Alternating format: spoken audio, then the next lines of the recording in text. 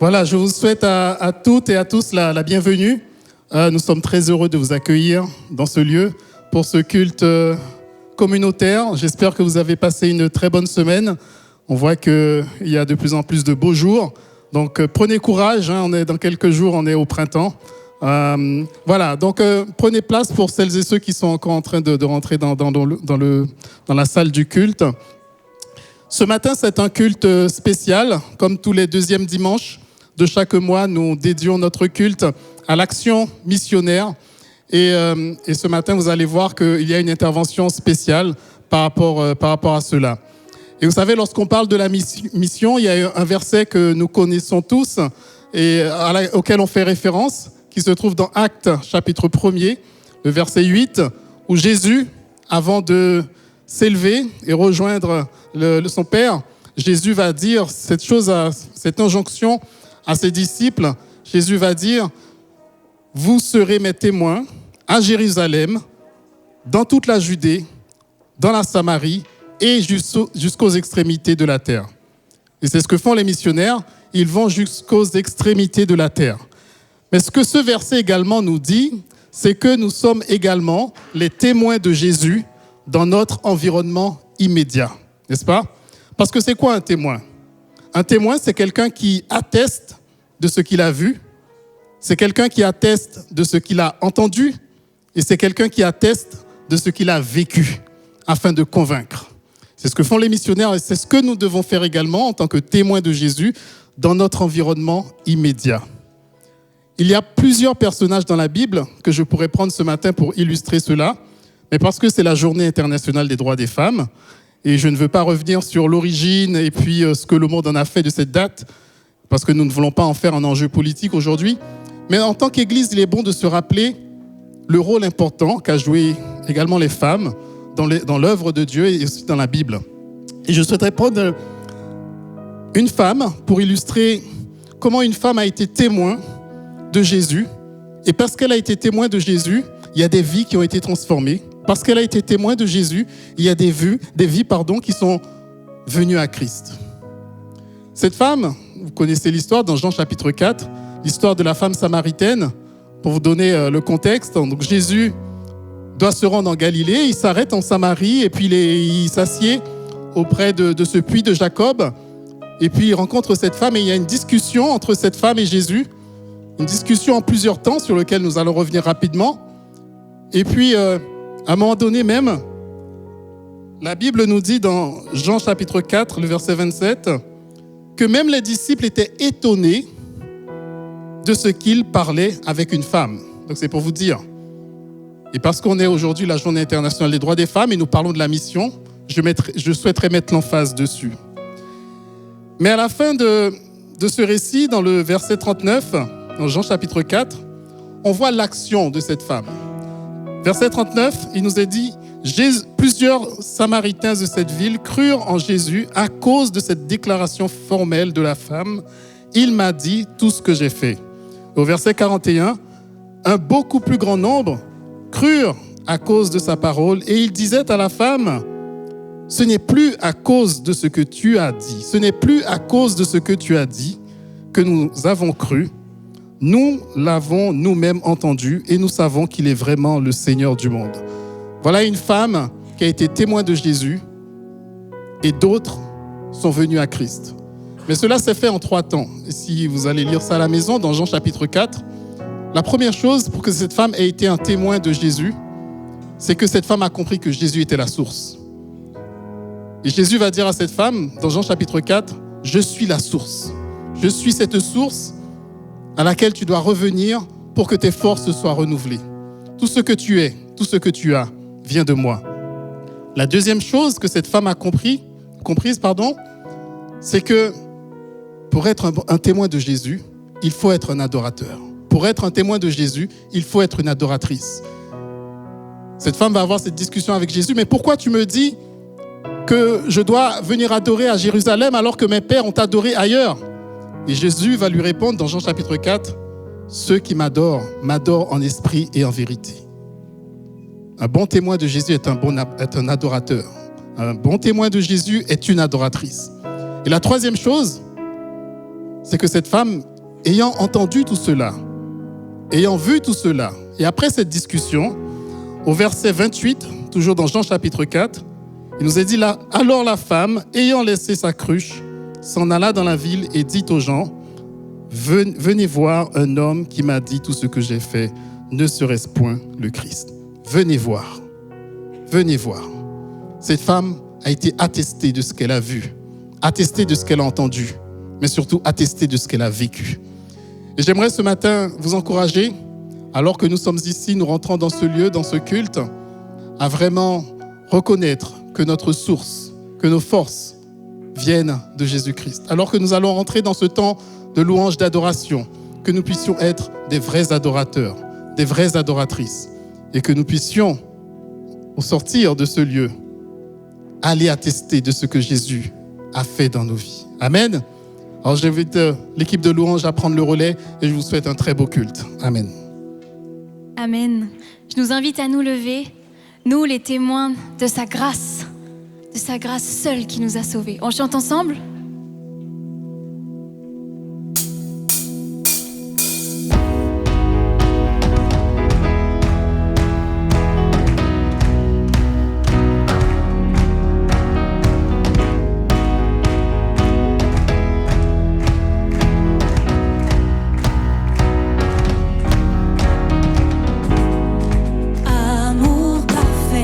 Tu t'es donné à la croix.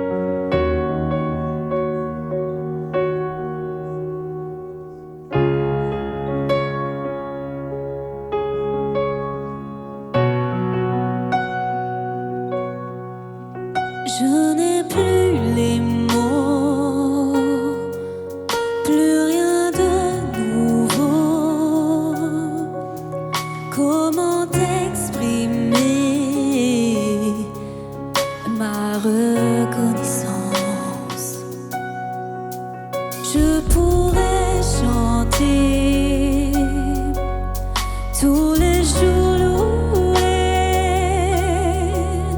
tous les chants s'éteignent,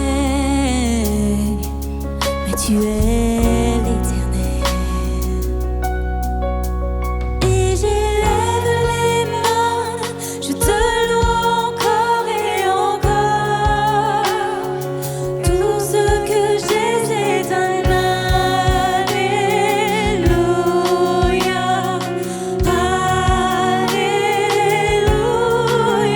Je n'ai rien à t'offrir, rien qui soit digne d'un roi, si ce n'est un cœur qui chante alléluia, alléluia.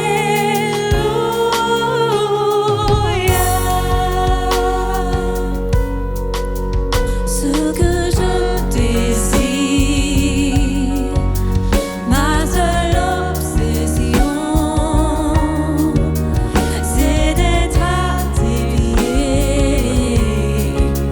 Je veux t'adorer et j'élève les mains, je te loue encore et encore.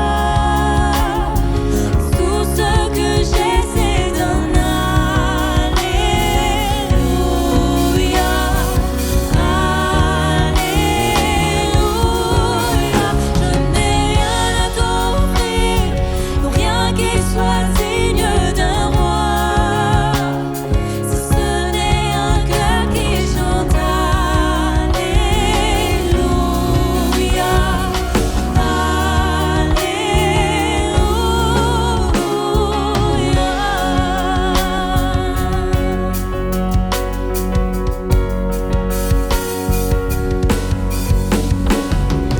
Et ton mon âme chante fort de tout ton cœur, explose de joie, car il y a en toi comme un lion rugissant. Lève-toi et loue ton Dieu. Et toi mon âme chante fort de tout ton cœur, explose de joie, car il y a en toi comme un lion rugissant. Lève-toi et loue ton Dieu. Alors j'élève les mains, je te loue encore et encore, car tout ce que j'ai, c'est un alléluia, alléluia. Je n'ai rien à t'offrir, rien qui soit digne d'un roi, si ce n'est un cœur qui chante alléluia,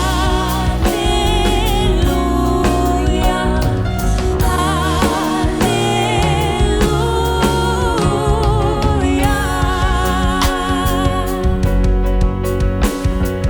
Et toi mon âme chante fort de tout ton cœur, explose de joie, car il y a en toi comme un lion rugissant. Lève-toi et loue ton Dieu. Et toi mon âme chante fort de tout ton cœur, explose de joie, car il y a en toi comme un lion rugissant. Lève-toi et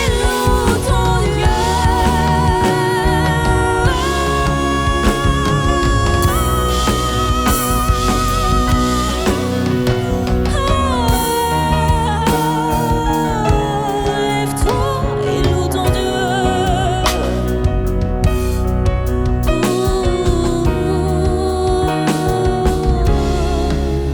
Et j'élève les mains, je te loue encore et encore, car tout ce que j'ai, c'est un alléluia,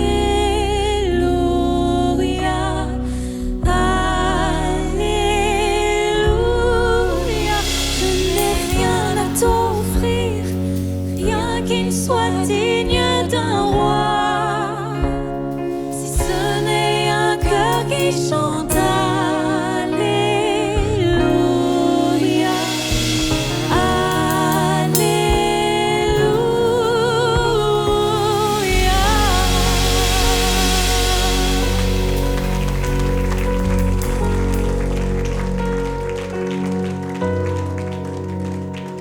Dieu si merveilleux qui mérite toute notre gratitude parce qu'il a tout créé. C'est un grand Dieu. Nous avons la chance d'avoir un grand Dieu qui s'intéresse à nous, le Dieu qui a créé tout l'univers. Et on veut reconnaître cette grandeur.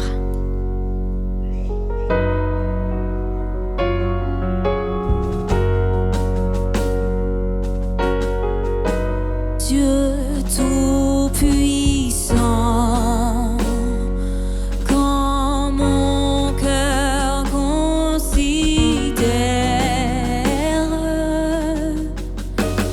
tout l'univers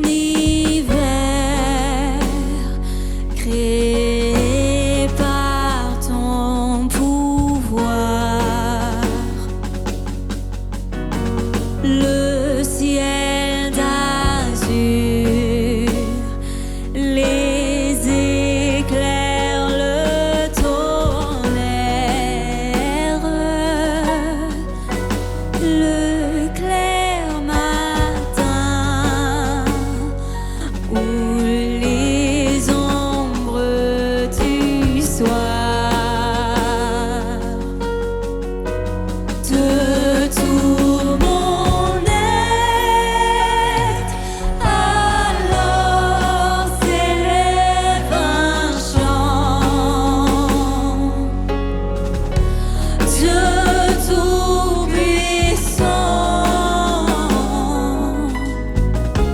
que tu es grand, de tout mon être, alors s'élève un chant. Dieu tout-puissant, que tu es grand. Quand par les bois ou la forêt profonde, j'aime et j'entends tous les oiseaux chanter.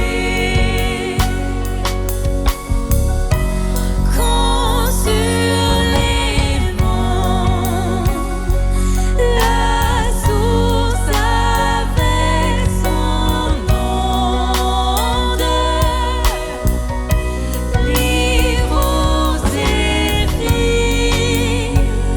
son chant doux et léger.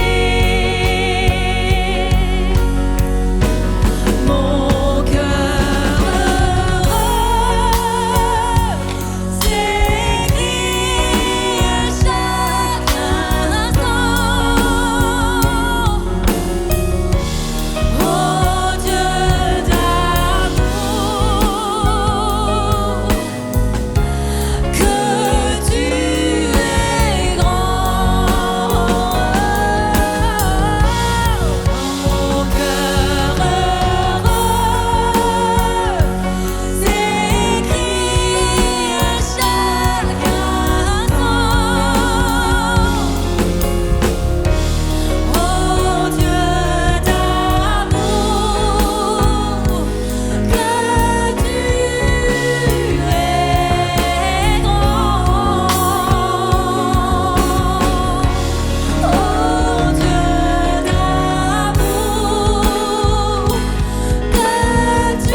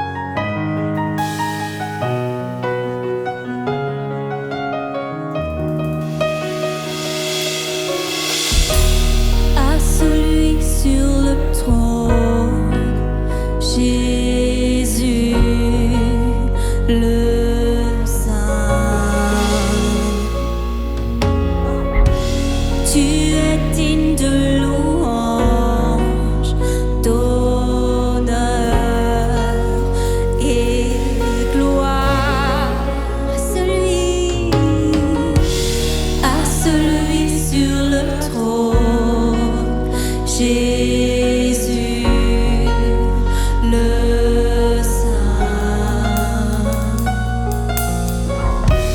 Tu es digne de louange, d'honneur et gloire. Digne est l'agneau, crucifié et assis sur le trône. Seigneur, nul n'est comme toi. Les anciens, les êtres vivants se prosternent pour t'adorer toi seul. Seigneur, nul n'est comme toi. À celui sur le trône, Jésus, le Saint. Tu es digne de louange, d'honneur et gloire. Digne est l'agneau, crucifié, assis sur le trône. Seigneur, nul n'est comme toi. Les anciens, les êtres vivants se prosternent pour t'adorer toi seul. Seigneur, nul n'est comme toi. Digne est l'agneau, crucifié, assis sur le trône. Seigneur, nul n'est comme toi. Les anciens, les êtres vivants se prosternent pour t'adorer toi seul. Seigneur, nul n'est comme toi. De gloire nous te couronnons, de gloire nous te couronnons, de gloire nous te couronnons, nous te couronnons, roi.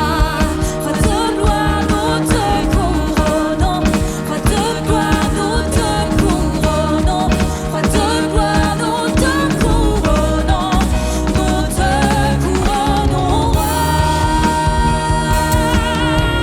Digne est l'agneau, crucifié, assis sur le trône. Seigneur, nul n'est comme toi.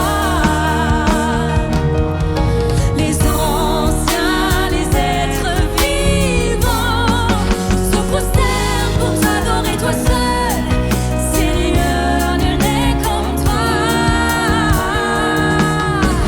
Digne est l'agneau, crucifié, assis sur le trône. Seigneur, nul n'est comme toi. Les anciens, les êtres vivants se prosternent pour t'adorer toi seul. Seigneur, nul n'est comme toi. Digne est l'agneau, crucifié, assis sur le trône. Seigneur, nul n'est comme toi.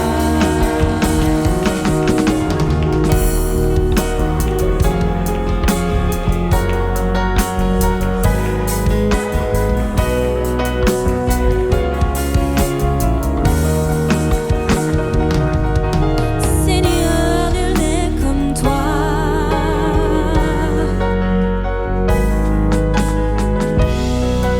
Seigneur, nul n'est comme toi.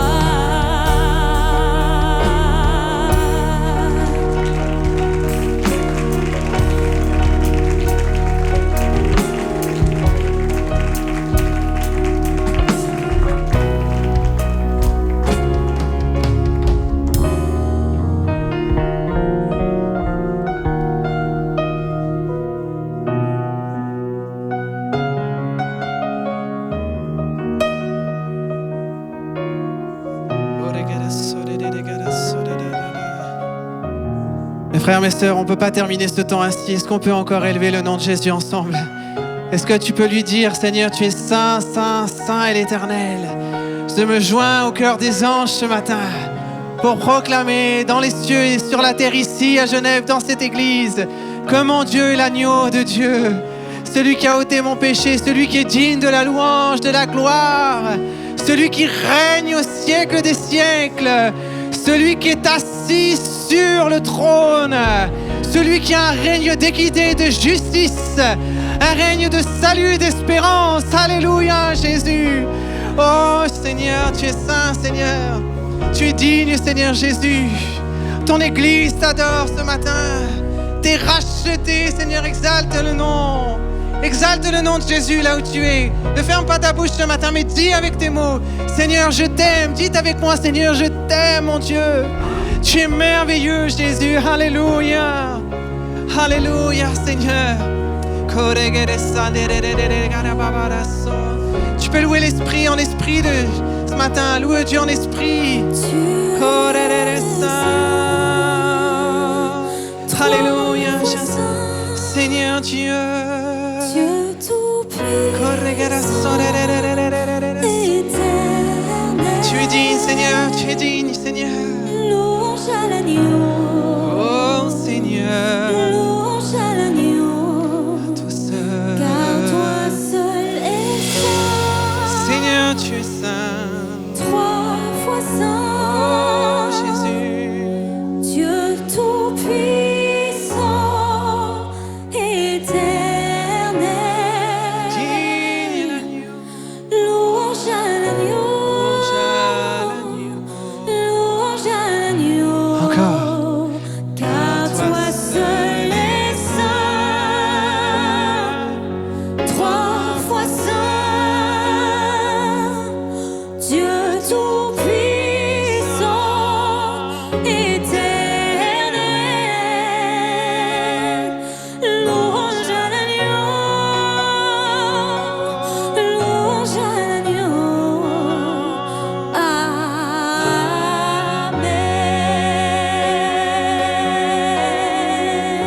Oh, louange à l'agneau. Alléluia, Seigneur. Louange au roi. Toi, Seigneur de Dieu. Alléluia, Seigneur. Alléluia, Jésus. Tu es digne, Seigneur. Alléluia. Alléluia. Jésus. Seigneur, tu es saint, saint, saint. Il y a une victoire pour le peuple de Dieu ce matin dans la louange. Il y a, saisis-toi ce matin de la victoire qui est pour toi acquise alors que tu loues le nom de Jésus. Il y a une victoire qui s'accomplit pour toi. Alors que tu élèves tes mains, le Seigneur est là sur le champ et il bat à taille pour toi. Alléluia, Jésus. Alors que tu adores Jésus, Jésus se lève pour toi, il agit. Alléluia. Merci, Seigneur. Alléluia, Jésus. Alléluia. Merci, Seigneur Jésus. Tu es digne, Seigneur. Louange à l'agneau. Alléluia. Tu es saint. Une dernière fois. 1, 3. fois saint. Seigneur. Dieu tout-puissant, Éternel. louange à l'agneau, louange à l'agneau. Amen. Amen.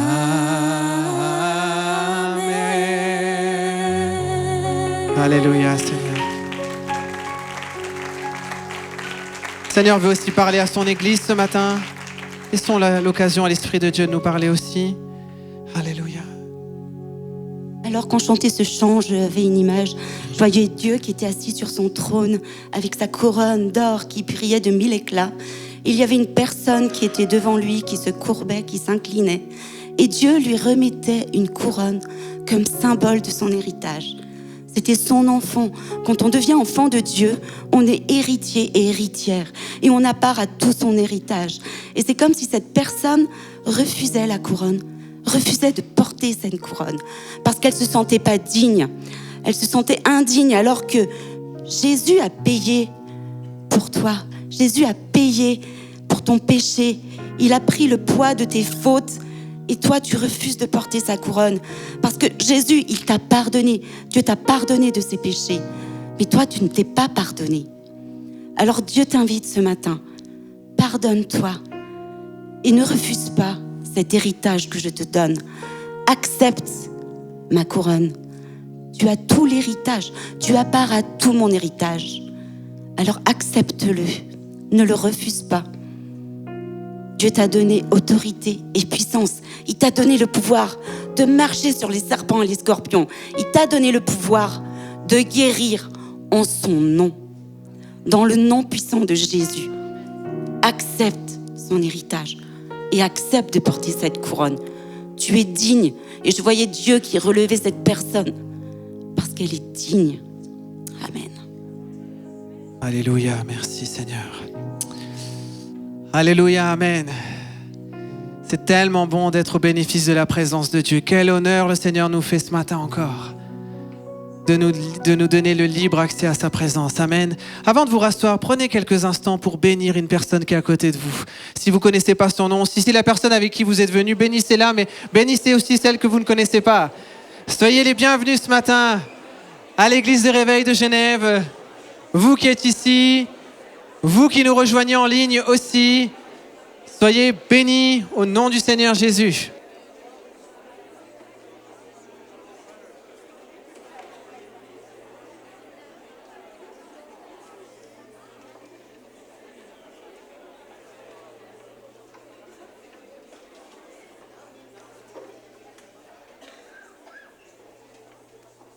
Voilà. Je vois qu'ici, c'est comme à Thoiry, on arrive très rapidement à s'asseoir et c'est bien. Voilà, je suis très heureux d'être avec vous ce matin. Je ne me suis pas trompé, c'était bien ici que j'avais rendez-vous ce matin et Franck avait rendez-vous sur Thoiry. Et on est très heureux de pouvoir servir nos églises mutuellement et moi, je suis très heureux et honoré d'être avec vous ce matin.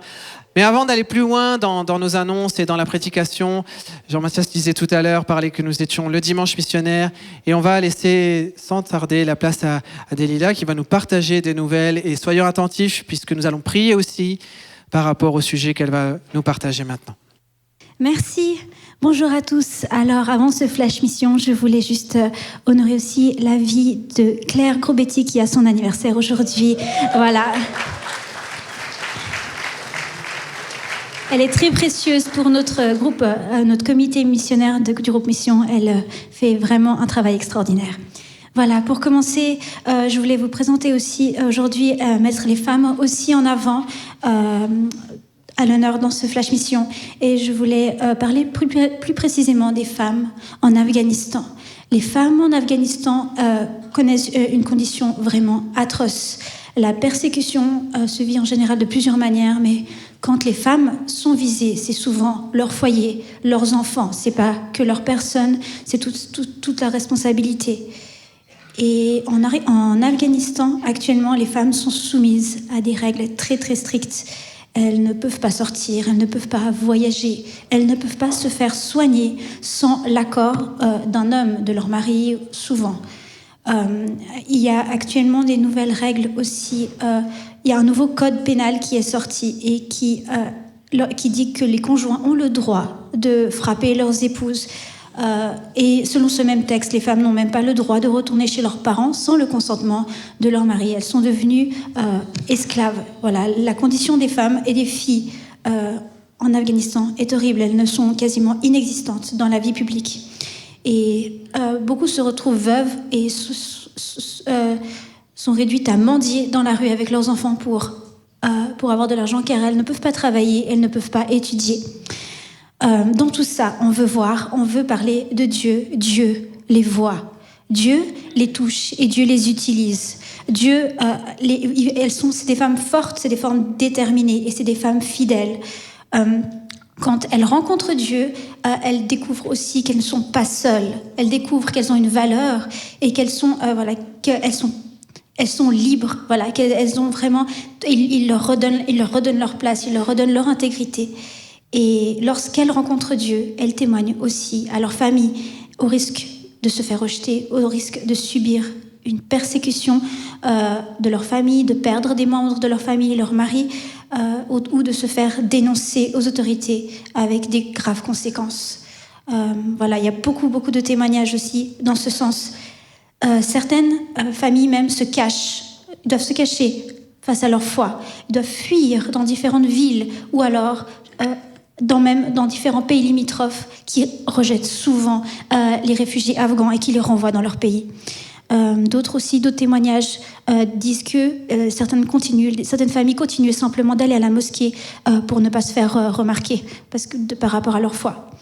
Mais tous ces chrétiens font confiance à Dieu dans leur situation et dans leur quotidien.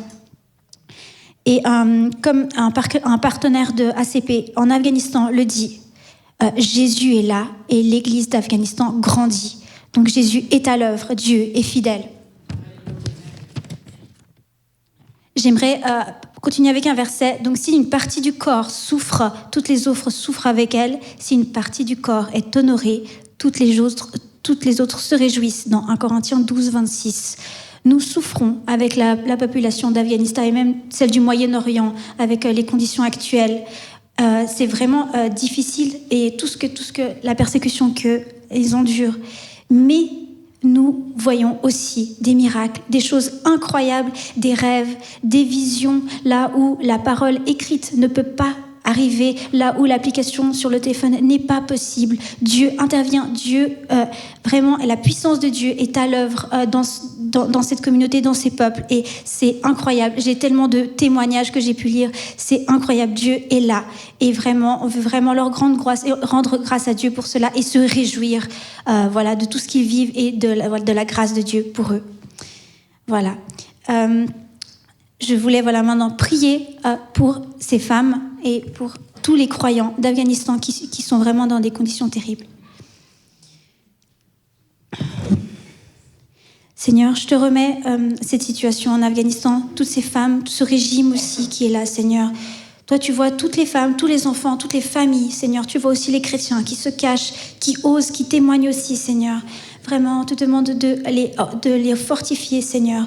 Et merci pour ta puissance. Continue à faire tes miracles, Seigneur. Continue. Seigneur, ils sont un exemple pour nous, vraiment, dans leur foi.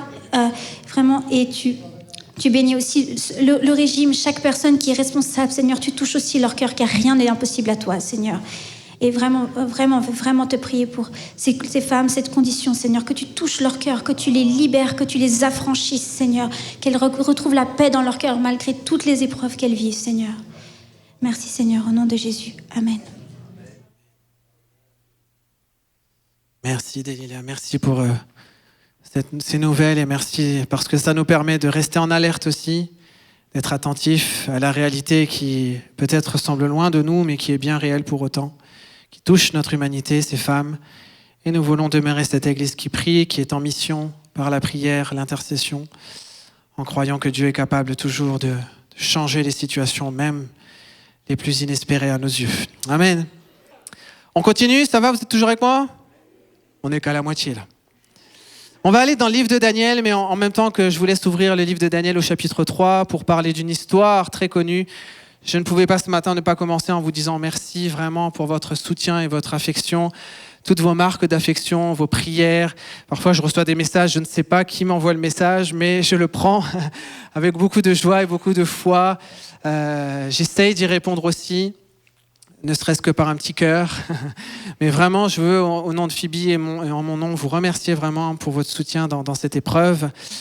Et sans doute que ce message de ce matin est logiquement imprégné de ce que nous vivons nous-mêmes. Mais mon objectif ce matin n'est pas de raconter un témoignage ou de prêcher une expérience personnelle, mais à travers ce que nous vivons aussi, je veux surtout que le Saint-Esprit puisse vous bénir, vous toucher, vous parler à travers sa parole. Ce n'est pas ma parole ce matin que je veux prêcher, mais la parole de Jésus-Christ. Amen.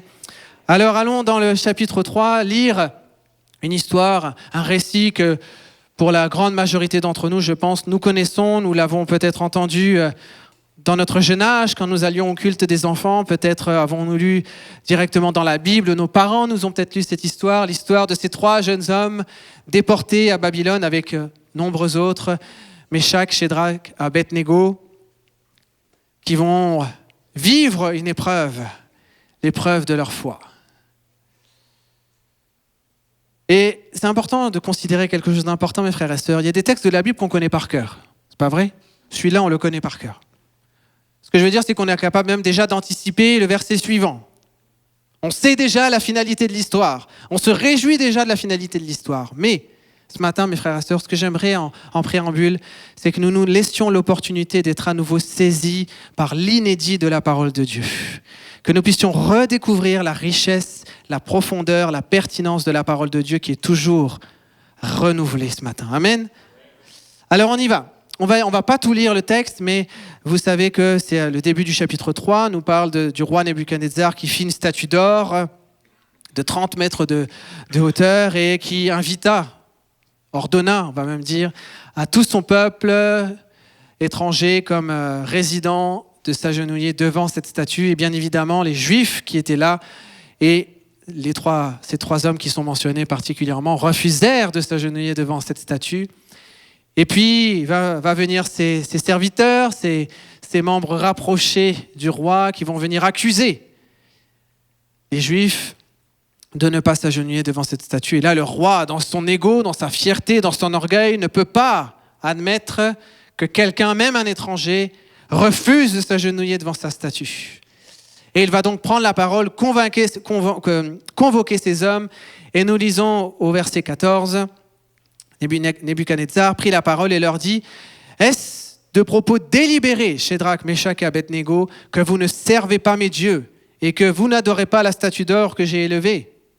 Maintenant, tenez-vous prêts, et au moment où vous entendrez le son de la trompette, de la flûte, de la guitare, de la petite et de la grande harpe, de la cornemuse et des instruments de toutes sortes, vous vous prosternerez et vous adorerez la statue que j'ai faite.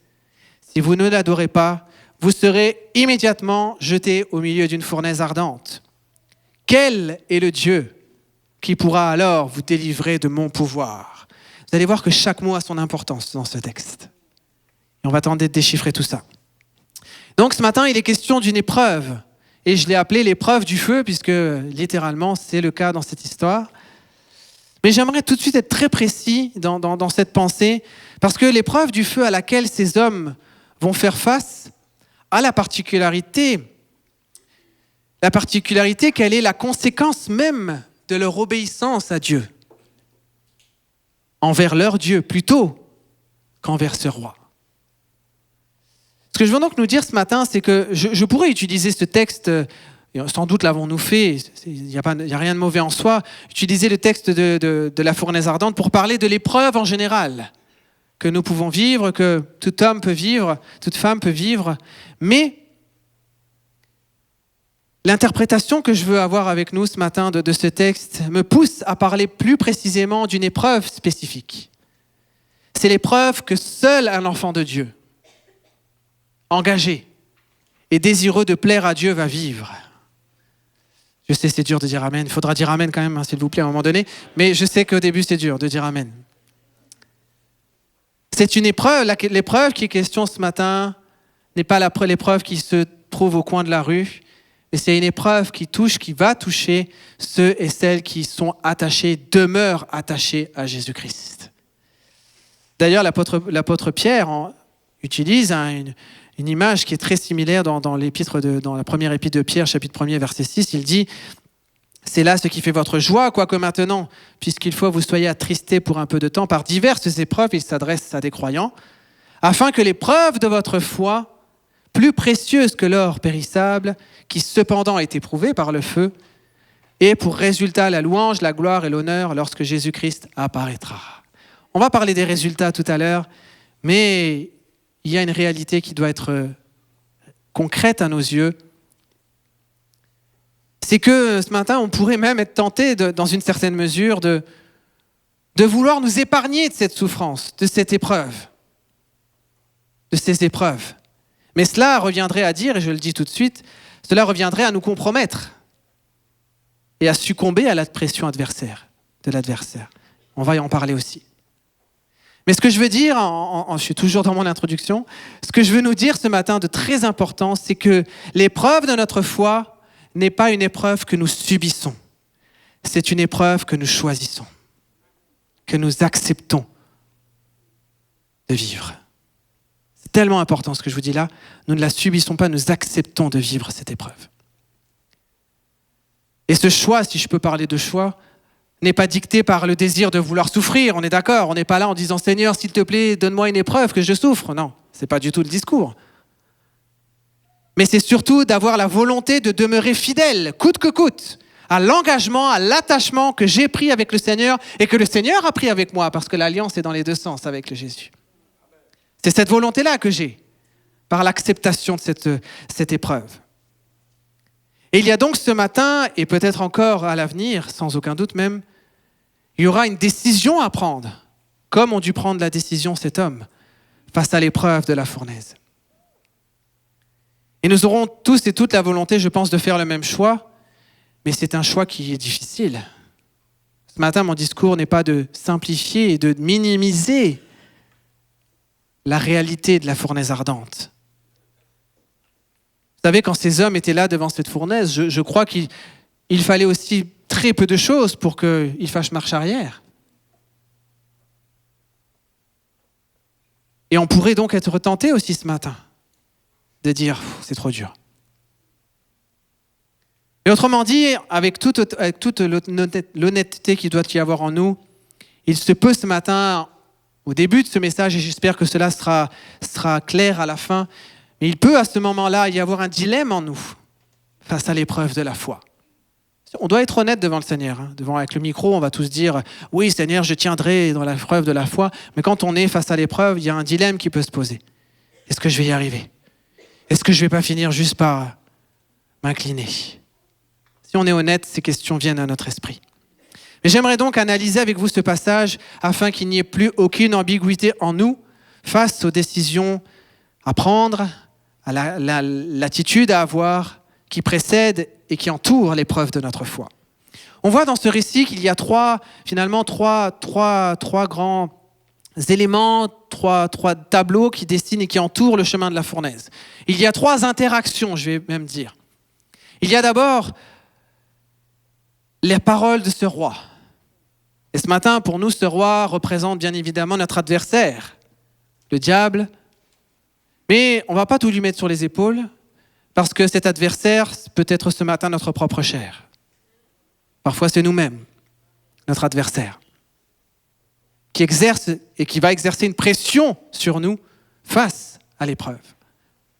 Il y a ensuite notre réponse à donner, parce qu'on va le voir ensemble, on ne peut pas rester inerte en appréhendant cette épreuve. Il faut donner une réponse, il va falloir donner des éléments clairs à notre foi, pour pouvoir avancer dans l'épreuve et pour arriver au dernier point, qui est de voir aussi la réponse de Dieu dans l'épreuve. Alors on y va ensemble d'abord, voyons la réponse de l'adversaire. Ça va, vous êtes avec moi ? 2 points sur deux éléments que je souhaite vous laisser par rapport à la réponse que donne l'adversaire face à l'épreuve. D'abord, le premier point, c'est le chantage spirituel. Nous lisons verset 15, le roi va dire « Si vous ne l'adorez pas, vous serez jeté à l'instant même au milieu d'une fournaise ardente. » Notre adversaire a, sans aucun doute, la capacité d'exercer une pression forte sur nous. Il sait user de cette force contre nous. Une force qui nous pousse à devoir réagir. On sent dans le discours de ce roi qu'il n'est pas dans un dialogue, il n'est pas dans un échange. Il est dans un impératif, un ordre d'exécution immédiat.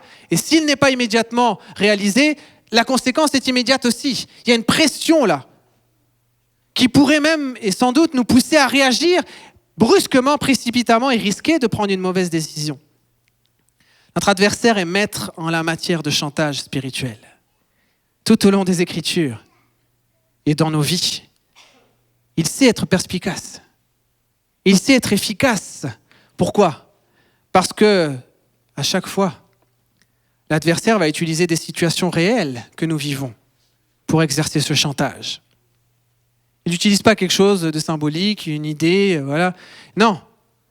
Il nous met face à une situation que nous vivons, que nous nous apprêtons à vivre, et c'est sur cette situation qu'il exerce son chantage. Comme pour nous mettre au pied du mur et pour nous dire alors, tu fais quoi ? Tu me suis ou tu ne me suis pas ? Et ce chantage peut être tout autant un chantage à la mort, à la destruction, comme ce fut le cas pour les hommes face à la fournaise. Autant que le chantage de l'adversaire peut l'être dans un autre aspect, celui d'une vie meilleure, d'une vie plus douce, qui pourrait même s'apparenter à semble-t-il, à une forme de bénédiction, je le mets entre guillemets. C'était le cas dans le jardin d'Éden, le chantage. Si Dieu a-t-il réellement dit, si vous mangez, vous serez comme des dieux, c'était un chantage. L'adversaire a tenté le chantage spirituel avec Jésus, en lui disant, si tu t'agenouilles devant moi, tu auras la gloire terrestre. Et il exerce cette forme de chantage, que ce soit d'un aspect négatif ou dans un aspect qui semble positif. Mes amis, ce que je veux vous dire simplement dans ce point, ne tombons pas dans le chantage de l'adversaire, qui n'est en fait que du mensonge. Vous allez voir ce matin que ce que je vais vous dire est du début à la fin très simple. Parfois, les choses les plus simples, on n'arrive pas à les accomplir. Alors, on va rester très simple. Mais l'adversaire et nous ne voulons pas tomber face à son chantage spirituel. Pourquoi ? Parce que réellement, le diable et l'adversaire n'a ni le pouvoir de vie, ni le pouvoir de mort sur nous, puisque nous sommes en Jésus-Christ. Amen. Ne permettons pas non plus à nos propres pulsions, à notre chair. Nos pulsions, la chair, elle est comme ça, elle est comme elle est. Mais ne permettons pas à nos pulsions, à nos désirs de la chair de prendre un chemin qui trop simplement va aller vers le compromis et le chantage, l'acceptation du chantage. Deuxième aspect de cette réponse de l'adversaire, c'est l'affirmation de l'absence de l'intervention divine. Alors quand on lit ce verset, c'est la suite du verset 15, « Et quel est le Dieu qui vous délivrera de ma main ?» va dire le roi. Ben nous, on va tous dire, on sait qui c'est. Hein. Oui, mais à ce moment-là, ou à ce moment-là, quand toi, tu seras face à l'épreuve, c'est à ce moment-là qu'il y aura une affirmation à avoir. On va le voir tout à l'heure. Mais en attendant,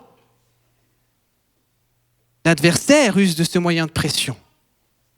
Vous savez, on peut douter de soi. Ça vous arrive ? Oui, vous pouvez dire oui. Hein. Si vous doutez jamais de vous, dites-moi comment vous faites. Moi, je doute de moi-même parfois. Souvent. C'est normal. On peut douter des autres. Même des personnes qu'on aime, même des personnes qui sont fortes, qui sont compétentes. Ce sont des humains. On peut douter d'un pasteur, on peut douter de quelqu'un qu'on aime, quelqu'un qui nous a fait du bien et qui, à un moment donné, commet une erreur. On peut douter, voilà. C'est normal. C'est pas sur cet aspect-là que le diable va venir. Mais si l'adversaire arrive à nous faire douter de Dieu, que nous reste-t-il pour affronter l'épreuve ? Rien. Je viens de dire, si on s'appuie sur les hommes et sur nous, c'est pas solide. S'il arrive à nous faire douter du Seigneur, qu'est restait-il ? Et c'est donc important ce matin, en toute honnêteté, encore une fois, de sonder nos cœurs. Parce qu'on est tous d'accord pour dire, mais oui, je crois en Dieu, mais si on va un peu en profondeur en nous, n'y aurait-il pas, peut-être ce matin ou à un moment donné, une pointe de doute ? Douter des promesses, douter de la parole de Dieu, d'une parole de Dieu, douter de la présence de Dieu. Oh, on veut pas, on dit non, c'est pas vrai, je dois pas y croire, c'est pas vrai. Mais cette pensée est quand même là. Elle habite en nous, elle chuchote à notre oreille.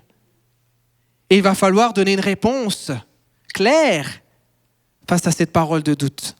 Parce que si on la laisse côtoyer notre âme, elle risque de s'installer, de s'étendre.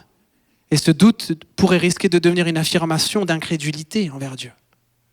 Ne minimisons pas ces paroles, ce chuchotement de l'adversaire qui nous dit « Mais quel est le Dieu qui pourra te libérer de cette épreuve ?» Je dis ça aussi parce que parfois, comme cet homme-là, il va dire « Qui vous délivrera de ma main ?» Parfois, la main de l'adversaire est si forte sur nous. Avez-vous déjà vécu comme une oppression, même spirituelle ? De vous dire « Mais comment est-ce que je peux sortir de cela ?» C'est tellement fort qu'on se dit « Mais je ne pourrais pas sortir de cette oppression. » Pourtant, il y a une réponse à donner. Et souvent aussi, ce sont nos limites, nos propres limites, qui exercent une pression sur nous, qui sèment en nous le doute, et qui font que parfois nos limites commencent à être transposées aux limites de Dieu, mais qui n'en a pas. Mais nos limites semblent devenir celles de Dieu. Si on est dans cet état d'esprit, mes frères et sœurs, on est en danger. On a succombé à la pression de l'adversaire. Il faut une réponse. Et on avance maintenant parce que c'est mon deuxième grand point. Il va falloir donner une réponse au chantage et à la pression de l'adversaire. Est-ce que vous êtes prêts à donner une réponse ce matin? Vous allez voir que la première réponse est étonnante. Elle pourrait même sembler contradictoire à ce que je viens de dire. La première réponse, on va juste relire les versets qui précèdent. Au verset 16, il dit, Shadrach, Meshach et Abednego répliquèrent au roi Nebuchadnezzar. Nous n'avons pas besoin de te répondre là-dessus. Notre Dieu, celui que nous servons, peut nous délivrer de la fournaise ardente et il nous délivrera de ton pouvoir. Et même s'il ne le faisait pas, sache, roi, que nous ne servirons pas tes dieux et que nous n'adorerons pas la statue en or que tu as dressée. J'ai noté 3 éléments dans la réponse de ces hommes. La première, je l'ai donnée ainsi, je ne discute pas avec l'adversaire. Ces hommes vont dire, avec beaucoup d'audace, ils vont dire, nous n'avons pas besoin de te répondre là-dessus. Imaginez juste un instant. Devant eux, c'est sans doute le numéro 1 des rois de l'époque. Nebuchadnezzar, on connaît tous aujourd'hui, même encore cet homme. Pas que pour des bonnes choses d'ailleurs, mais il n'y avait pas grand monde, il n'y avait personne au-dessus de cet homme. Et eux, avec une audace, pardonnez-moi l'expression, avec un certain culot, ils vont dire, mais on ne va pas te répondre là-dessus. Et même au verset 18, ils vont dire, sache, roi, tu peux, entre guillemets, tu peux nous dire tout ce que tu veux, mais sache, roi, que nous ne servirons pas tes dieux. Nous n'adorerons pas ta statue d'or. Point à la ligne, arrête d'insister. Oui, quelle que soit la réponse que Dieu apportera à l'épreuve, je crois que c'est important ce matin de rester fidèle à notre engagement sans compromission possible, sans discussion possible. Mes amis, il y a des moments dans notre vie, et même tout au long de notre vie, où notre oui doit être oui, ça ne doit pas être un ouais, je sais pas, un non qui soit non face à la pression de l'adversaire. Ne laissons pas de place, mes amis, à la nuance. Ne laissons pas de place à peut-être, et si, mais si, oui, mais non. Tout cela fragilise notre foi. Ne pensons pas non plus, mes amis, que nous pourrons faire taire ou faire changer d'avis l'adversaire. J'ai jamais entendu ça. L'adversaire, il a un but, c'est de nous détruire. C'est pas nous qui arrivons à lui faire dire le contraire. Et ce que je veux nous dire, c'est que face à la tentation, face aux menaces spirituelles, face aux pressions, ne perdons pas nos forces à essayer de convaincre notre adversaire qu'il a tort. On risquerait de lui donner raison. Il est plus malin, il est plus menace, il est plus tenace que toi, que nous. Mais que notre réponse se tourne plutôt vers l'Éternel. Et on va y revenir. N'essayons pas non plus de nous convaincre nous-mêmes. Je vous ai dit, parfois notre adversaire, c'est nous. N'essayons pas parfois de nous convaincre nous-mêmes que nous allons pouvoir nous en sortir seuls, qu'on va pouvoir négocier face à l'épreuve de la foi, qu'on va pouvoir nuancer un peu les choses face aux oppositions. Parce que la réalité, mes amis, même avec toutes nos bonnes intentions du monde, face à l'épreuve de notre foi, sans une intervention divine, nous ne pouvons pas en sortir indemnes. Il faut une intervention de Dieu. Deuxième point dans ma réponse que je veux donner, deuxième et troisième point qui sont les points les plus forts de mon message et en même temps les plus simples de mon message, vous allez voir. Ces hommes vont dire au verset 17, « Notre Dieu, celui que nous servons, peut nous délivrer de la fournaise ardente. » Je crois dans la puissance de mon Dieu. Amen. C'est simple, pas besoin d'avoir fait 10 ans de théologie pour pouvoir vous dire ce matin. Mais pourtant, cette parole est parfois tellement dure à appliquer. Je crois que Dieu est capable de me délivrer de la fournaise. Et je dis ça aussi parce qu'encore une fois, quelle force, quelle audace pour ces hommes de dire ça. Parce que non seulement devant cet homme, ils vont dire, écoute, le Dieu que nous servons, sous-entendu, c'est pas toi que nous servons et que nous servirons, donc déjà 1, peut nous délivrer de la fournaise, 2, et en plus, il termine en disant, et il peut nous délivrer de ta main. Oh là là là là, qu'est-ce qu'ils n'avaient pas dit.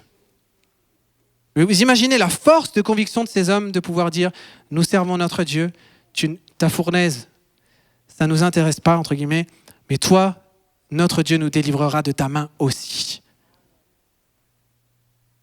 Bien-aimés, face à l'épreuve de la fournaise, qui se rapproche de nous, nous devons pouvoir affirmer, nous devons pouvoir proclamer, reproclamer que notre Dieu est le Tout-Puissant. Amen. Mes amis, peut-être qu'aujourd'hui, c'est évident pour toi de le dire, alors dis-le. Aujourd'hui, peut-être que la fournaise, elle est loin. Dis-le qu'il est Tout-Puissant pour toi.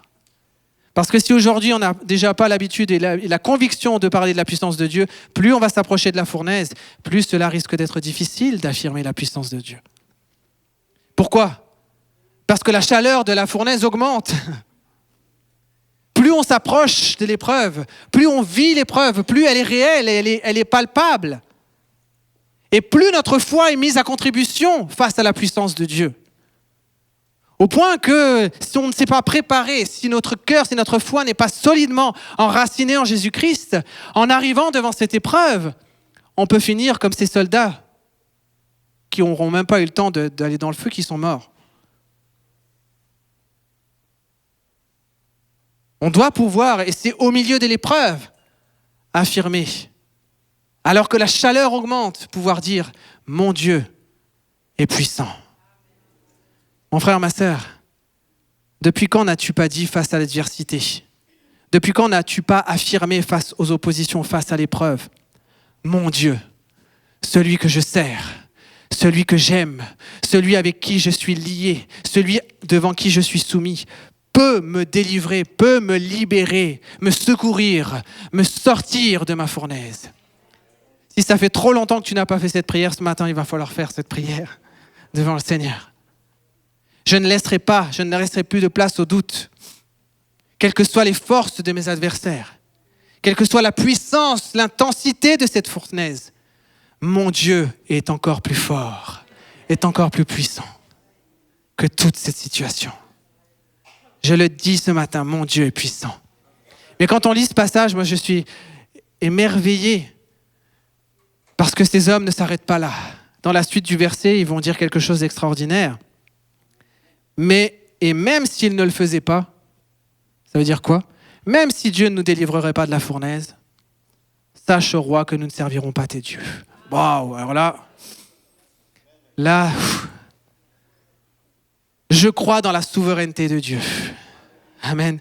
Vous savez, c'est quelque chose de très important, ça. Souvent, on oppose la foi dans la puissance et la souveraineté. C'est-à-dire que quand on sent que la puissance, ça commence à être un petit peu... On sent que ça ne va pas dans le bon chemin, on dit, Seigneur, je me soumets à ta volonté. C'est un moyen de bifurquer, de pardonner l'absence de puissance du Seigneur. Non, c'est pas vrai. Je crois dans la puissance de Dieu et je crois dans sa souveraineté dans ma vie, dans l'épreuve, dans la fournaise. Amen. Et si croire que Dieu était tout puissant pour ces hommes était une réalité, ils sont encore plus soumis à la volonté de Dieu, au-delà même du résultat de cette épreuve. Et pour nous, si croire que Dieu est tout-puissant est une marque de foi de notre part, je crois que savoir se soumettre à sa volonté et considérer qu'elle est bonne, qu'elle est juste, pour nous, est sans doute encore plus une marque de foi considérable. Qu'est-ce que vous en pensez ? Finalement, c'est simple de pouvoir dire « Seigneur, je crois dans ta parole », même si parfois on a du mal. Une fois qu'on a acquis cette pensée, on peut dire « Seigneur, je crois ». Mais de dire « Seigneur, je crois en toi », même si ça ne sera pas le résultat que j'attendais, c'est un défi. C'est un défi pour notre foi. Pour ces hommes, mes amis, être sous l'approbation de Dieu valait plus qu'une délivrance humaine de l'épreuve. Les amis, nous avons besoin ce matin de réaffirmer notre engagement, notre fidélité à Dieu, quelle que soit la réponse, avant même de connaître la réponse qu'il apportera à l'épreuve. Amen. Nous avons besoin ce matin de le dire. Bien évidemment, je pourrais vous témoigner ce matin de ce que nous vivons dans ma maison, de ce déploiement de la puissance de Dieu et de la souveraineté. Je l'ai dit et je le dirai jusqu'au bout. Quelle que soit l'issue, je dirai toujours « Je crois dans le Dieu puissant qui guérit les malades ». Je le crois devant la maladie de mon épouse, pour toutes les souffrances que nous pouvons vivre les uns et les autres. Je crois et je proclamerai que mon Dieu est capable de sortir de cette fournaise indemne. Amen. Mais vous savez, mes amis, j'ai expérimenté aussi ça au début de cette épreuve. C'est sûr, je disais au Seigneur dans ma prière, et ce matin, je ne veux pas trop parler de moi, ce n'est pas l'objectif de mon message, mais Seigneur, je ne sais pas si l'épreuve que nous vivons est la plus grande de ma vie. En tout cas, à ce jour, elle l'est. Mais j'ai dit quelque chose au Seigneur, je dis Seigneur, quelle que soit l'issue, tu sais Seigneur, que tous les deux, on ne se quittera pas. Tu sais Seigneur, et je veux le dire aujourd'hui Seigneur devant toi. Quelle que soit l'issue, pour moi la seule issue possible c'est la guérison. Mais toi Seigneur, tu es souverain, tu sais ce que tu fais. Mais quel que soit ce que tu feras Seigneur, et peut-être ce matin tu dois te saisir aussi de cette réalité. Seigneur, tous les deux, on ne se quittera pas. Je ne douterai jamais de mon Dieu, de sa puissance, de sa fidélité dans ma vie. Quel que soit ce qu'il y a dans l'épreuve et après l'épreuve. Amen.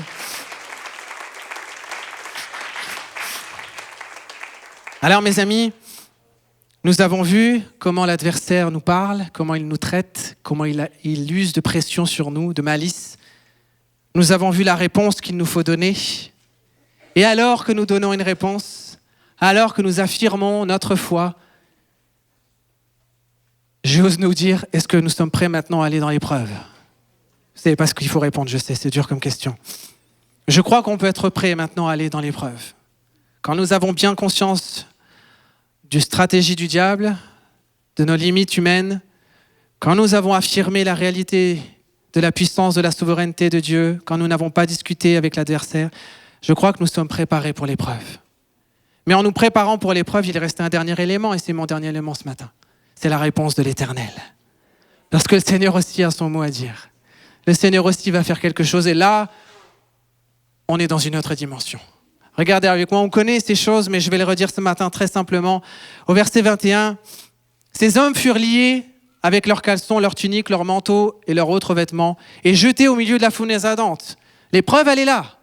Personne n'a réussi à s'épargner l'épreuve, elle est arrivée. Comme l'ordre du roi était sévère et que la fournaise était extraordinairement chauffée, la flamme tua les hommes qui avaient jeté Shadrach, Meshach et Abednego. Et ces 3 hommes, Shadrach et Abednego, tombèrent liés au milieu de la fournaise ardente. Si on mettait une pause là, n'allons pas trop loin. Voilà, ils sont dans la fournaise. C'était pas un mythe. C'était pas juste attention, l'épreuve est réelle. L'épreuve que nous vivons vient. Mais que se passe-t-il ? 3 éléments aussi dans cette épreuve. La première, c'est le verset 24. J'aime ce verset. Alors le roi Nebuchadnezzar fut effrayé. Il se leva précipitamment. Vous savez, je me faisais cette réflexion ce matin pendant la louange. Notre Seigneur, dans l'épreuve, il reste assis sur son trône. L'adversaire, il est obligé de se lever parce qu'il ne sait plus quoi faire. Amen. Mais le roi se leva effrayé et prit la parole et dit à ses conseillers, « Mais n'avons-nous pas jeté au milieu du feu 3 hommes liés ?» Écoutez bien, les mots sont importants. Et ils répondirent au roi, « Certainement, au roi. » Il reprit et dit, « Eh bien, je vois 4 hommes sans lien qui marchent au milieu du feu et qui n'ont point de mal. » La Bible est précise, mes frères et sœurs. Premier élément de la réponse de Dieu, c'est que l'Éternel donne à son peuple la possibilité de marcher au milieu de l'épreuve. De marcher au milieu de l'épreuve sans lien et sans mal. Waouh, c'est extraordinaire. C'est pas extraordinaire, mes frères et sœurs, de pouvoir affirmer ça ? Le Seigneur nous donne la possibilité de vivre et de marcher dans l'épreuve. Cette épreuve n'a pas vocation à nous tenir liés, à nous emprisonner. Mais nous vivons la liberté, la délivrance au sein même de l'adversité. Cette épreuve n'a pas vocation à nous détruire, à nous faire du mal, puisque le Seigneur manifeste son action surnaturelle en nous et nous délie au milieu même de l'épreuve. Waouh! Je dis ça parce que parfois dans l'épreuve, on attend de voir ce qui va se passer. Et on est parfois un peu comme ça, même recroquevillé sur soi en disant « Seigneur, j'attends que tu viennes me libérer, j'ai besoin de toi, j'ai besoin que tu m'aides. » Mais l'Éternel nous montre qu'au sein même de l'épreuve, il nous donne la force de mouvement, de liberté, au milieu du feu. C'est facile quand on est là sur une estrade ou le dimanche matin, quand on est dans une belle compagnie, qu'on a chanté une belle louange, c'est facile de marcher. Mais quand on est au milieu de l'épreuve, c'est là où le Seigneur nous donne la capacité de marcher librement, d'avoir les mains déliées. Nous ne sommes plus liés dans l'épreuve, nous sommes déliés au nom du Seigneur Jésus-Christ. Nous devons considérer que vivre dans l'épreuve, la manifestation de Dieu, c'est de voir que Dieu accorde la paix. qu'il nous fait avancer dans la foi, il fait avancer notre foi.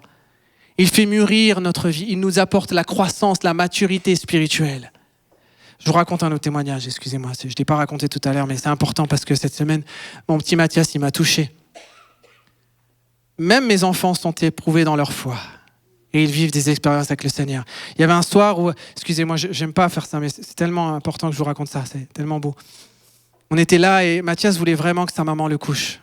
Mais Phoebe n'avait pas la force de le coucher, elle était tellement mal et Mathias pleurait, j'étais là en train d'essayer de le calmer et tout, et j'arrive à le calmer, il était là, il était en colère et tout contre cette maladie et tout, et j'en ai marre de cette maladie, etc.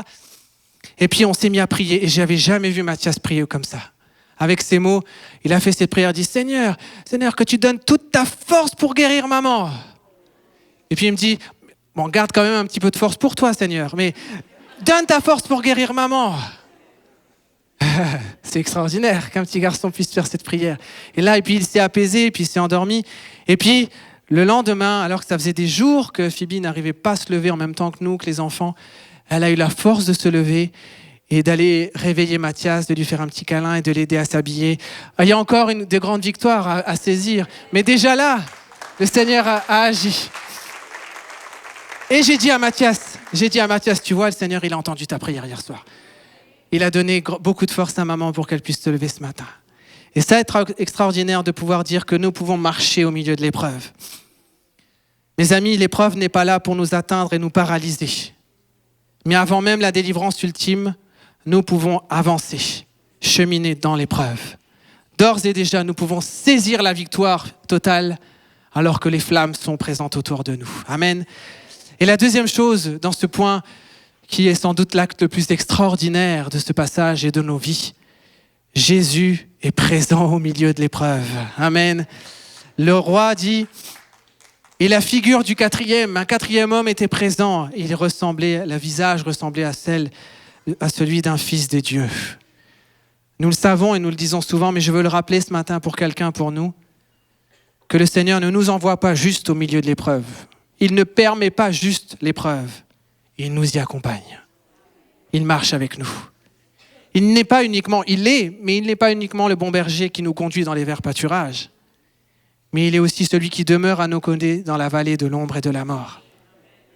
Au sein même de tes champs de bataille spirituelle, il est le premier à marcher, à se lever, à combattre pour toi. Il était même déjà là avant toi pour combattre dans le lieu céleste. Le Seigneur, ce n'est pas celui... Vous savez, nous, entre nous, on est démunis, on s'envoie des messages. Moi, je reçois des messages tout le temps, ça nous touche. Souvent, on entend « je ne sais pas quoi faire, je ne sais pas quoi te dire ». Peut-être, on est désespéré, on est limité. Mais le Seigneur n'est pas comme nous, il ne nous envoie pas un message pour nous dire « bon courage ». Moi, j'ai besoin de ces messages, vous n'arrêtez pas de dire ça. Mais le Seigneur n'est pas celui qui va dire « ah, je prie pour toi ». Ça, on peut le faire entre nous, et faisons-le entre nous dans l'église. Mais le Seigneur, il nous dit « écoute, je descends de mon trône et je viens marcher avec toi dans le feu. Je viens marcher à tes côtés. » Mon frère, ma sœur, l'adversaire voit que Jésus marche. Mais est-ce que tu vois Jésus marcher à côté de toi dans l'épreuve ce matin? Parce que parfois l'épreuve est si rude que nous ne nous apercevons pas, ou plus, que Jésus marche à nos côtés. Qu'il est là en train de nous protéger. Je ne sais pas comment il était. Est-ce que le Seigneur protégeait? Est-ce qu'il y avait une muraille autour de ces hommes au milieu du feu? On ne sait pas, on n'en sait rien comment que c'était. Mais Jésus était présent. Et si l'adversaire le voit, tu dois pouvoir le voir aussi. Mais ce que la présence de Jésus me parle aussi, m'interpelle aussi dans ce passage, me rappelle ici, c'est qu'il y a, écoutez-moi bien, une manifestation particulière, inédite, au sein même de l'épreuve de la part de Jésus. Autrement dit, une manifestation de Jésus que nous n'aurions pas vécue en dehors de la fournaise. Mes amis, on peut vivre tant d'expériences avec le Seigneur, mais il y a une expérience particulière que tu dois vivre avec Jésus dans la fournaise, que tu ne vivras pas en dehors. Tu verras Jésus dans la fournaise comme tu ne verras peut-être jamais en dehors. Alors, c'est pas pour nous encourager et nous dire « ouais, chouette, je vais dans la fournaise », c'est pas ça. Mais d'avoir conscience, la lucidité de dire que je vais voir Jésus d'une manière particulière, qu'il va se manifester d'une manière particulière. Mes amis, ces hommes ont cru en l'Éternel avant l'épreuve, mais ils ont vu l'Éternel dans l'épreuve. Tu peux croire avant, tu dois croire avant l'Éternel, mais tu verras l'Éternel dans l'épreuve. Tu verras Jésus marcher. Et on peut donc, sans exagérer, sans minimiser la réalité de l'épreuve de la fournaise, dire qu'il y a même un certain bénéfice pour un enfant de Dieu qui traverse la fournaise. C'est vraiment une parole de foi de pouvoir dire ça. Seigneur, il y aura un bénéfice dans la fournaise. Et ça m'amène sur mon dernier point. L'épreuve ne laisse pas de traces à l'enfant de Dieu. Au verset 26, il dit, Nebuchadnezzar s'approcha de l'entrée de la fournaise ardente et prenant la parole, dit, Shadrach, Meshach et Abednego, serviteurs de Dieu, du Dieu suprême. Ah, il a changé de discours. Sortez et venez. Et Shadrach, Meshach et Abednego sortirent du milieu du feu. Et écoutez bien, c'est tellement extraordinaire. Les sadraques, intendants, les gouverneurs, les conseillers du roi s'assemblèrent et ils virent quoi ? Que le feu n'avait eu aucun pouvoir sur le corps de ces hommes, que les cheveux de leur tête n'avaient pas été brûlés, que leurs caleçons n'étaient point endommagés et même l'odeur du feu ne les avait pas imprégnés. Waouh !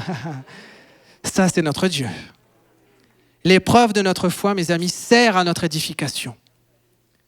Elle sert à notre construction. Ça veut donc dire qu'elle n'a pas de destinée à nous laisser en nous des séquelles, ou encore plus de nous détruire. Si tu penses ce matin que l'épreuve de Dieu va t'avoir, c'est que tu te trompes, ou que c'est un mensonge encore de l'adversaire. Parce que l'épreuve de Dieu t'amène dans la contemplation de sa gloire et dans la pleine victoire. Nous n'avons pas à craindre, mes amis, ce matin, les effets indésirables, les effets secondaires de l'épreuve du feu. Même l'odeur du feu ne restera pas attachée à tes vêtements. L'Éternel nous assure et il t'assure que tu en sortiras indemne, vainqueur, plus encore s'agissant de la victoire pour ta foi. Alors c'est vrai que d'un autre aspect, dans notre vie de tous les jours, dans les choix que nous faisons au quotidien sur terre, ils ont parfois un impact, ils ont parfois des effets. Parfois on nous a imposé même des choix de vie, on a subi des choses et on vit avec les conséquences, les effets. Et cela peut laisser des traces en nous. Mais attention à ne pas transposer trop vite à ce que nous vivons sur terre, qui sont les conséquences, je vais aller parler d'une manière générale du péché, avec l'épreuve de notre foi. Ne transposons pas les conséquences de la nature humaine avec les conséquences de la foi dans l'épreuve de la fournaise. Oui, quand nous succombons au péché, quand nous laissons l'adversaire nous dominer, il y a des conséquences. Mais je ne parle pas de cela ce matin. Parce que dans la marche par la foi, dans notre fidélité, de notre engagement dans les épreuves, tout cela servira à la gloire de Dieu et bénira son Église. Et finalement, si on doit garder la trace de quelque chose, ce sera le souvenir. Le souvenir d'une épreuve, c'est vrai, qui peut-être a été marquante, saisissante, mais surtout, nous garderons le souvenir de ce moment où le feu s'est éteint, nous sommes sortis, et même ceux qui étaient autour de nous se sont dit « Mais qu'est-ce qui s'est passé ?» Amen. J'aimerais qu'on puisse je vais aller à ma conclusion, l'équipe va venir, et j'aimerais vraiment qu'on puisse prendre le temps de prier ce matin, et je vous inviterai à vous approcher si vous le désirez ce matin. On va prendre encore quelques temps, pardonnez-moi pour l'heure, je ne sais pas trop où on en est dans le timing, mais on a toute l'après-midi, amen. Mes frères, mes sœurs, je ne sais pas où nous en sommes, je ne sais pas où vous en êtes ce matin par rapport à l'épreuve de votre foi. Peut-être que quelqu'un dira, j'avoue honnêtement que pour le moment, je suis épargné. Ou en tout cas, à ce moment, voilà, ça va bien dans ma vie, tant mieux, ne cherchez pas à ce qu'il y ait des problèmes. Eh bien, je crois que ce moment est propice pour se préparer. Parce que sans vouloir proclamer le mal sur vous, l'épreuve de la foi finit toujours par arriver. Avec ses degrés différents. Mais si aujourd'hui tu vis dans une forme d'abondance, de bien-être spirituel dans ta foi, prépare-toi. Parce que l'adversaire est prêt, avec son chantage, avec ses menaces. Il est prêt au moment où il faudra te positionner. Il a déjà son armada de belles paroles pour contrer ta foi. Et quelqu'un ce matin devra préparer ses réponses pour pouvoir faire taire, pour ne pas discuter, négocier avec l'adversaire. Ce matin, tu ne peux pas attendre que l'épreuve arrive pour commencer à réfléchir à comment tu dois l'affronter. Parce qu'elle est tellement saisissante que tu risques d'être surpris. Tu dois d'ores et déjà, dans le moment où tu vis même de bien-être, pouvoir dire « je crois ». Je crois que mon Dieu est puissant, je crois que mon Dieu est souverain, je crois qu'il fera une œuvre puissante en moi, je crois qu'il va agir. Prépare-toi face aux assauts de l'adversaire. Quelqu'un doit peut-être réaffirmer ce matin sa soumission à la volonté de Dieu. Parce que peut-être même tu luttes avec cela. Tu as du mal à te soumettre à Dieu. Peut-être parce que dans ta vie, tu as eu du mal à te soumettre aux hommes, aux autorités humaines, paternelles. Et tu luttes parfois avec cette soumission avec Dieu. Tu as envie de garder le contrôle. Mais ne fais pas cette erreur ce matin. Parce que sa volonté, elle est bonne pour toi. Même si tu ne la comprends pas, même si tu ne la saisis pas, même si tu ne l'entends pas, soumets-toi à l'Éternel. Il ne t'écrasera pas. Il sortira ta tête de l'eau du feu. Quelqu'un doit réaffirmer sa soumission ce matin à l'Éternel. Et peut-être aussi et sans doute au milieu de nous, plusieurs sont déjà, à l'instant où nous parlons, au milieu d'une épreuve. Je ne sais pas quelle est la chaleur de l'épreuve que tu vis, quelle est la lourdeur de l'épreuve que tu vis. Et parfois au milieu de l'épreuve, on perd un peu le sens des choses. Ce matin, le Seigneur veut dire à quelqu'un qu'il te donne la force de marcher au milieu de l'épreuve que tu traverses. Saisis-toi de cette parole, mon ami. Le Seigneur ne te permettra pas et ne permet pas à ton âme de rester dans une prison alors même qu'il délie tes liens au milieu de l'épreuve maintenant. Saisis-toi de cette promesse. Il te fait marcher au milieu de l'épreuve. Il te donne l'autorité, il te donne de narguer l'adversaire en face de toi en marchant au milieu de l'épreuve. Saisis-toi de cette promesse. Et il t'accorde sa puissance, il t'accorde son autorité. Mais plus encore ce matin, et si vous devez retenir une seule chose, le Seigneur veut dire à quelqu'un, je suis avec toi. C'est pas juste un beau verset de la Bible, c'est pas juste une belle prédication. Le Seigneur te dit, mon fils, ma fille, je marche avec toi au milieu de l'épreuve. Peut-être que tu ne me vois pas, tu ne vois pas, tu vois peut-être les gens qui sont autour de toi, qui vivent l'épreuve avec toi. Mais lève la tête, lève les yeux spirituels ce matin, laisse le Saint-Esprit ouvrir tes yeux pour que tu puisses voir que Jésus marche avec toi. Il marche dans toute sa grandeur, dans toute sa splendeur, dans toute sa beauté à côté de toi. Et il va t'amener à triompher de cette épreuve. Il est celui qui te gardera indemne. Ce matin, tu dois résister à la tentation de dire « Mais qu'est-ce qui va rester de moi à la fin de cette épreuve ?» Fais taire ce mensonge et dis « Seigneur, il n'y aura même pas l'odeur de ce feu qui va rester sur moi. Je serai triomphant et même ceux qui sont autour de moi reconnaîtront que l'Éternel était avec moi. » C'est cette parole ce matin que quelqu'un doit se saisir. Alors on va prier maintenant. Est-ce qu'on peut fermer nos yeux et commencer à prier ensemble, invoquant le nom du Seigneur Jésus-Christ dans nos vies.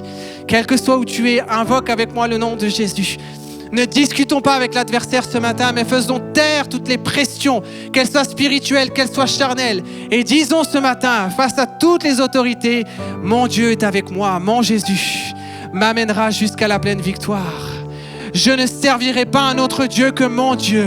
Quelles que soient les pressions, quel que soit le chantage, quelle que soit la force de ce feu, j'ai choisi de suivre Jésus-Christ et je ne servirai personne d'autre dans cette terre que mon Jésus ce matin. Dis-lui avec moi, pour faire taire l'adversaire, pour faire taire la chair qui exerce sa pression en toi. Je ne laisserai pas ma force humaine prendre de la force sur cette épreuve, mais je laisse la force de Dieu se saisir de moi. Au nom de Jésus. Alléluia. Jésus, merci Seigneur. J'aimerais inviter quelqu'un ce matin à s'approcher, quelqu'un qui vit, qui est dans l'épreuve, quelqu'un qui est là et qui a besoin d'avoir à ses côtés un Shadrach, un Meshach ou un Abednego qui au milieu de l'épreuve prie avec lui, prie avec elle pour qu'il puisse voir Jésus agir dans sa vie. Ce matin, on va prendre un temps, l'équipe est là dans la louange et j'aimerais t'inviter, est-ce que quelqu'un ce matin est dans l'épreuve du feu ? Ce matin, si tu sens que le feu est là autour de toi, on voudrait prier ensemble pour que ta foi tienne bon. Amen. Pour que tu tiennes bon jusqu'au bout, pour que tu puisses voir Jésus. Est-ce qu'on peut se lever tous ensemble déjà ? Est-ce que voilà, je vois que des mains se lèvent, mais je vous demande un pas de foi ce matin.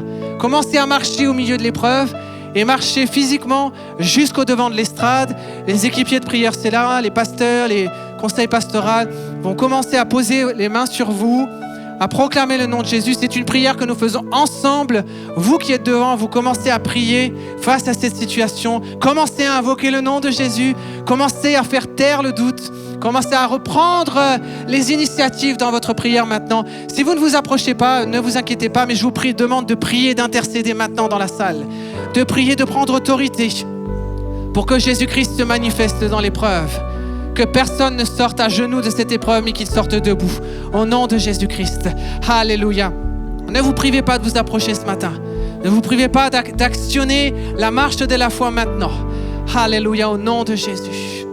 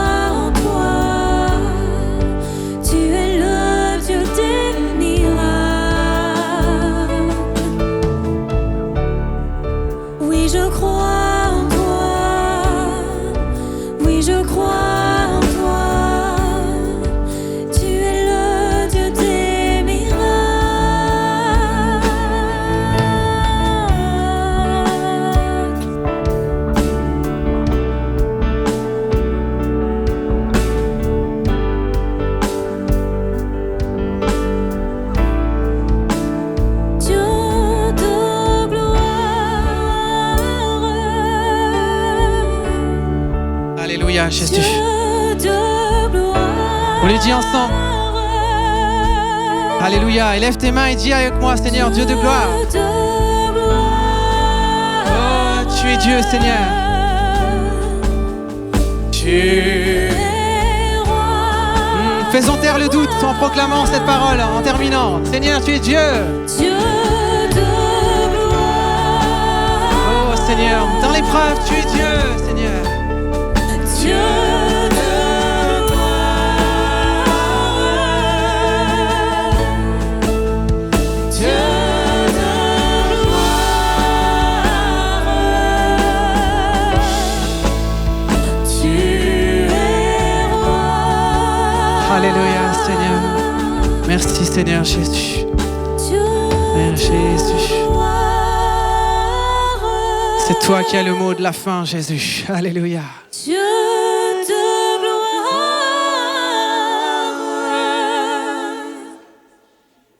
Dieu de gloire.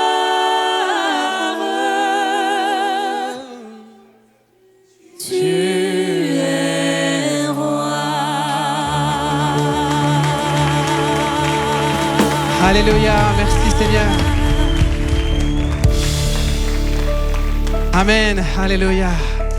Nous vous souhaitons de passer une belle semaine, marcher avec Jésus-Christ. Sans crainte, sans tristesse, sans peur. Il est avec vous, il marche avec vous. Et nous le glorifierons tous ensemble. Amen. Bonne semaine encore, soyez bénis.